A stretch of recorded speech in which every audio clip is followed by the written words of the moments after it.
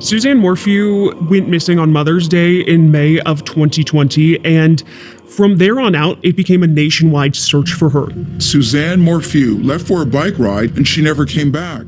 She grew up in Indiana, she came to Colorado, and she began to mountain bike. We see pictures of a beautiful woman, an active, physically fit woman, taking advantage of the mountains.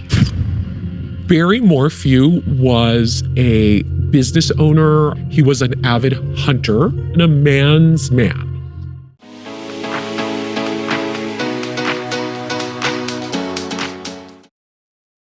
Hello, everybody. This is Greg Stewart, and welcome to Stewing the Pod. And today's episode, we're going to talk about Barry Morphew and his wife, unfortunately, who was what now is appearing more so killed than just an accident. And what it means is basically, if you've been looking at the news these days, Barry was indicted once again for the murder of his wife. Now we're going to break into the case, going back to some areas in the beginning and also what's leading up now to the retrial to come. And you heard the intro, you heard that there were marital problems, but they seem to work them out. And what a time to work them out, Mother's Day. And then it gets strange from there on.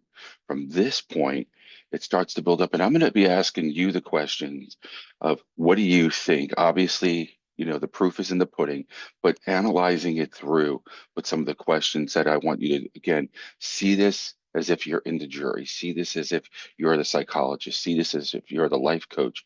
But we're going to break into some areas of why relationships suffer. And that's the great thing about doing this work together with you, is by finding out what makes relationships suffer, we can go beyond just this case, but also in regular people who are suffering their relationship. Now, hopefully it doesn't go to the point that this individual did with his wife, but there are red flags that add up, especially in my work. I do a lot of couples therapy, or I have some individuals that will come and say, I'm thinking of leaving my relationship, or I think that he or she is doing something.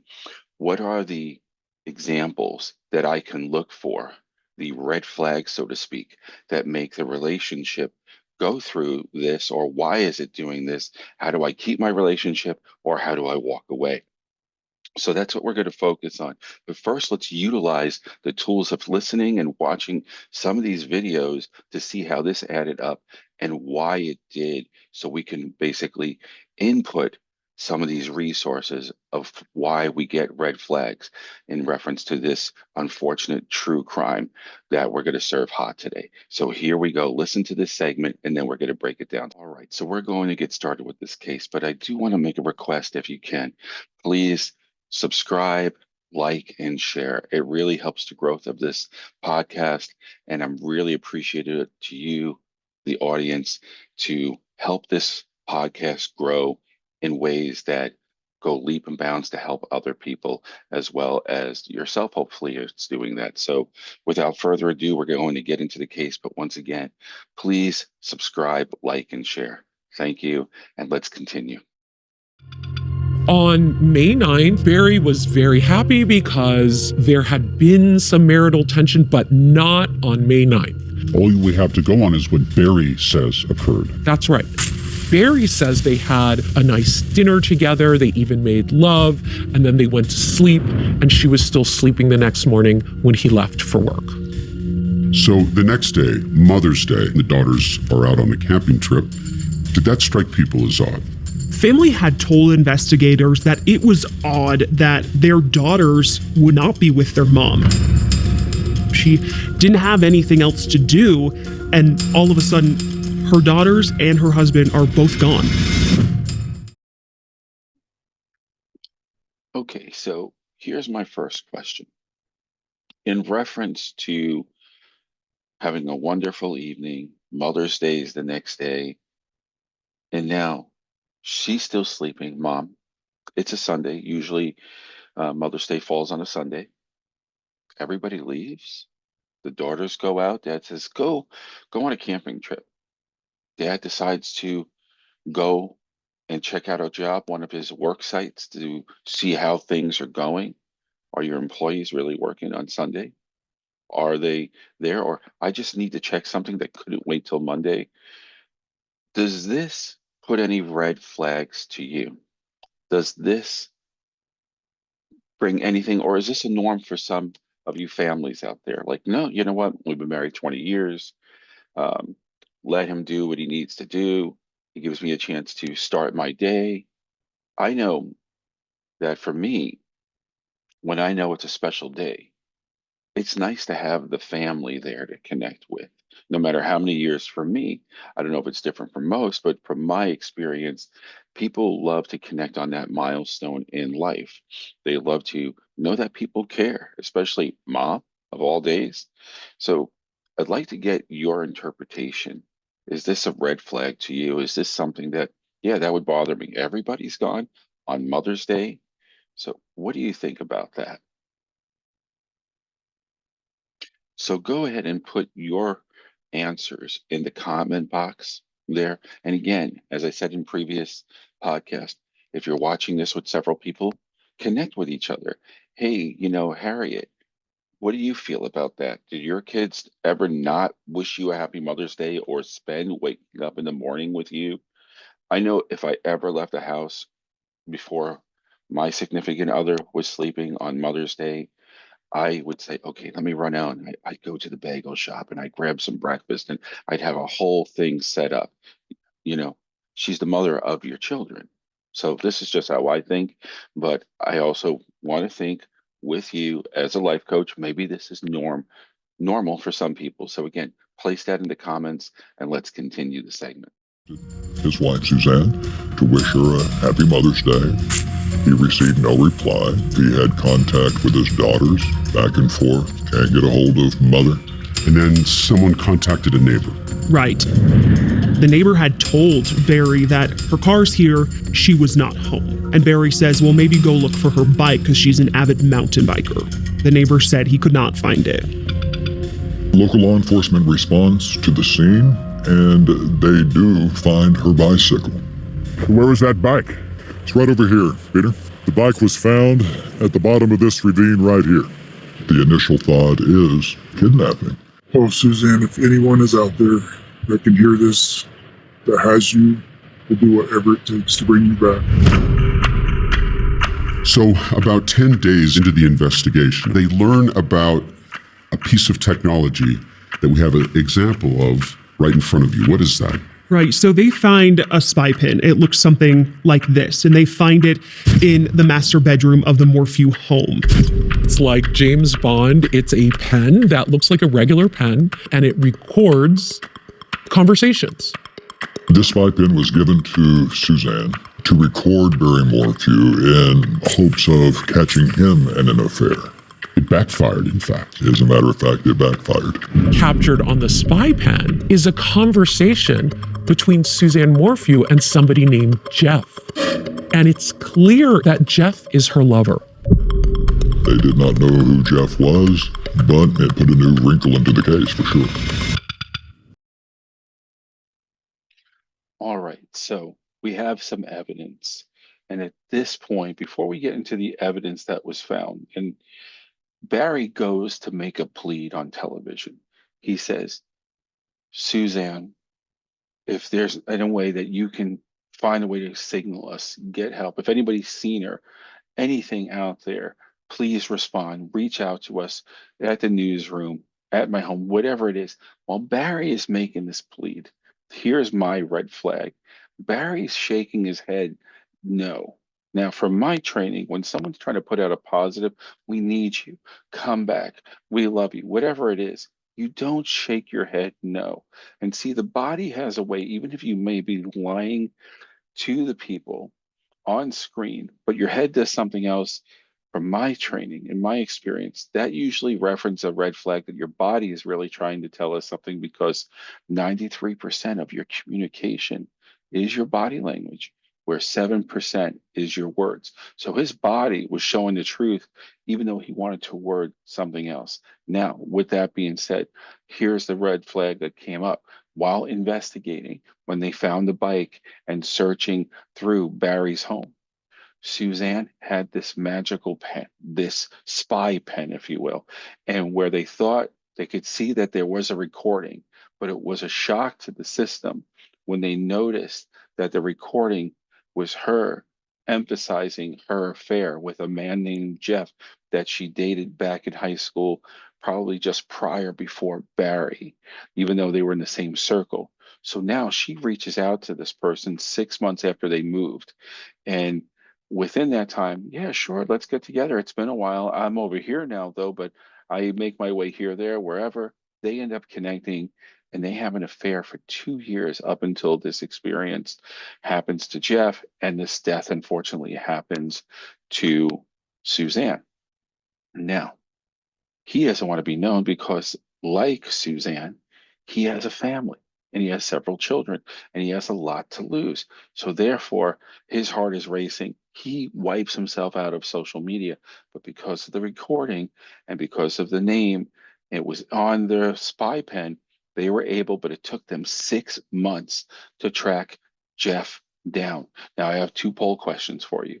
I have one in reference to Barry shaking his head, and I have one in reference to this situation with Suzanne and with Jeff. So go ahead amongst yourselves, take a look at these questions, answer them amongst each other, put it in the comment box because I'd love to see how your perspective is in reference to these poll questions. Let's move on.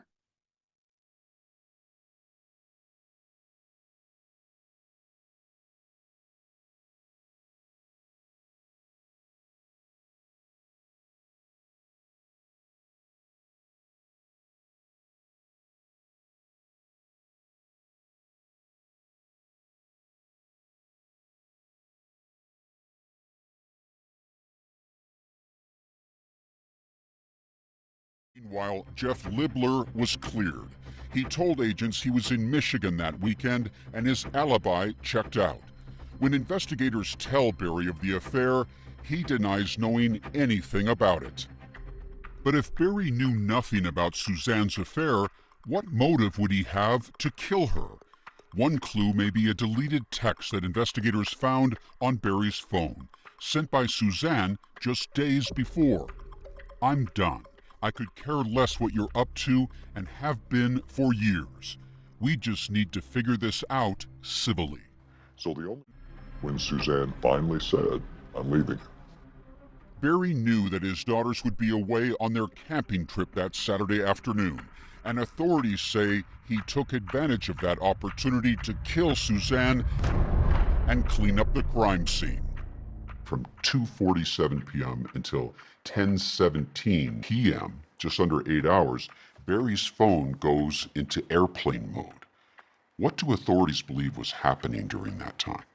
Authorities say that they believe when his phone went into airplane mode that he was disposing of possible evidence. Despite the lack of a body, Barry was charged with first-degree murder, tampering with physical evidence, and a variety of other allegations. He was held without bail and eventually pleaded not guilty. In their arrest affidavit, prosecutors spelled out what they believe happened to Suzanne. It had become clear that Barry could not control Suzanne's insistence on leaving him, and he resorted to something he has done his entire life: hunt and control Suzanne like he had hunted and controlled animals. So at this point, Jeff is cleared. Barry gets arrested. And then they find basically, obviously, he pleads not guilty because we know how the first case went. Circumstantial, found DNA in Suzanne's truck, car, whatever it is. No, on her bicycle and also in her vehicle. So, yes. Now, this was enough to, as much as they tried, this was enough to say, we really have nothing. He's obviously denying it. What can we do? But I want to review up until now everything I said about the 6 human needs. One, they've known each other for years. So from this point, you have what I look at as two alphas: one that was trained in outdoorsman, one that was always a leader, sports, this, that, head of the household, a man's man, as I said earlier. Here's a woman who's a school teacher. You're trained as a teacher to control your environment so you could control so there's no chaos in the classroom. You go to college to become a teacher. This is part of the foundation so you can have a peaceful learning environment. You have to be the leader. So you have this happening. Now, as Barry is going up, as you heard the text, as he's climbing up the ladder and she's helped make him into the man he is. Well, again, being the alpha, man cannot live on bread alone. So he starts to cheat. So she sees this behavior. She knows it. She keeps her mouth quiet. She's got to raise her two girls.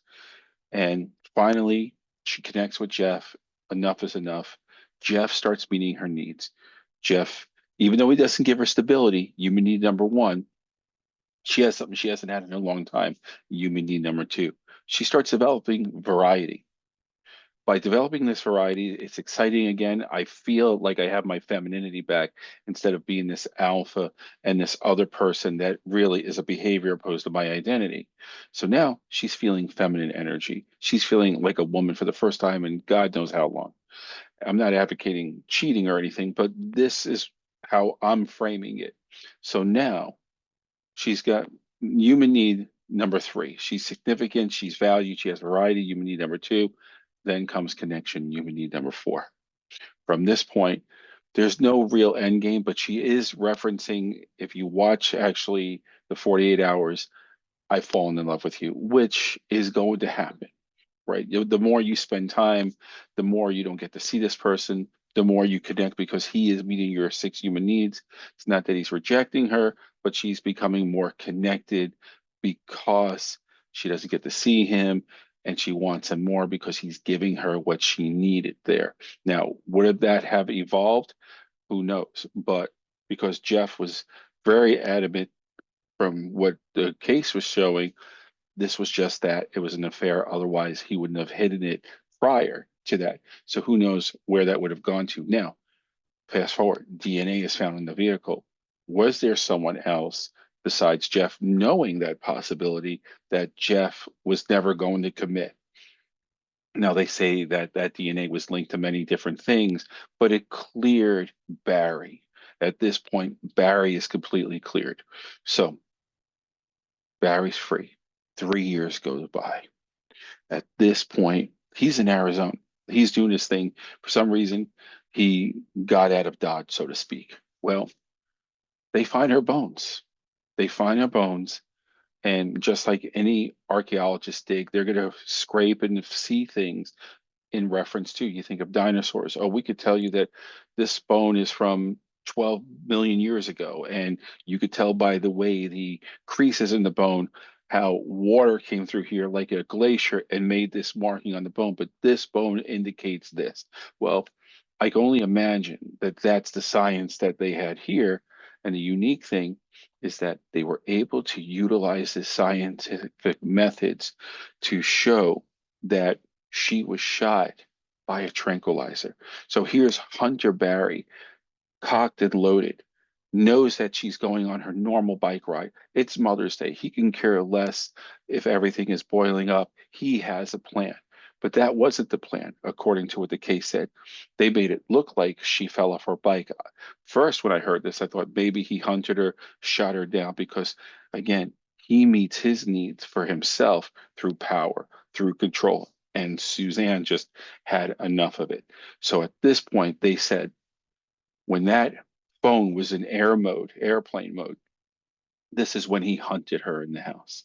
Eventually, whether she was walking and she didn't see it coming and shot him, or he did it elsewhere. But it looks like to their indications that by the way he was moving around the house and having that opportunity, because they said that you could see that he was hunting squirrels or something like that, which never really added up. And that's why his phone was showing pings here and pings there in reference to movement. But their theory is that no, you were hunting her, because there's nothing that shows you in the mountains or the hills, and then your phone is all of a sudden off, and then you planted the body, the bike, and so on. So what am I getting at? Well, she's killed in the house. Tranquilizer called BAM. I can't pronounce the actual words, but it is bam in reference to the tranquilizer he used. Why is this significant, and why is he arrested today? For this reason, he was free and clear until they did their research, until they did their scientific research, scraping the bone and realizing that she had a tranquilizer in her system. Now, the only person who would have had use to that was probably a local vet, which he is not, or someone who's a hunter. Well, in that vicinity, he is the only one that is licensed and able to administrate that particular narcotic because of his hunting with deers. And that's the evidence, that's the smoking gun that they're going by in reference to this case. So we're going to keep up with it moving forward in reference to see how Barry and his attorneys respond to this new evidence. Now, the recent mugshot was very interesting as it shows him locked up again, and CNN put out a photo. If you put in basically Barry Morphew's latest, not so much mugshot, but him in court, he's got such a grin on his face, which again goes with that persona of the alpha, a man's man. Keeping my mouth shut because that's how you don't get in trouble. Let them find the evidence. And that's what happened. There was no evidence. So it's going to be an interesting case to see how he gets out of this, being that he's the only person that could use that drug, administer that drug, bam, and how she had it in her system. So we'll definitely keep up with that. But I hope you enjoyed this episode of Stewing the Pot in reference to Suzanne and Barry Morphew. And I hope you enjoyed the questions that we had to have you become the armchair therapist, life coach, or psychologist. And let's keep this going. It really does a lot. Please, if you haven't done already, please subscribe, like, and share, and spread the message because we're doing something for the greater good, both of us together as a team. So until next time, let's continue stewing the pot and going on these great cases together. So I hope you have a great day or evening, wherever you may be. Thanks again.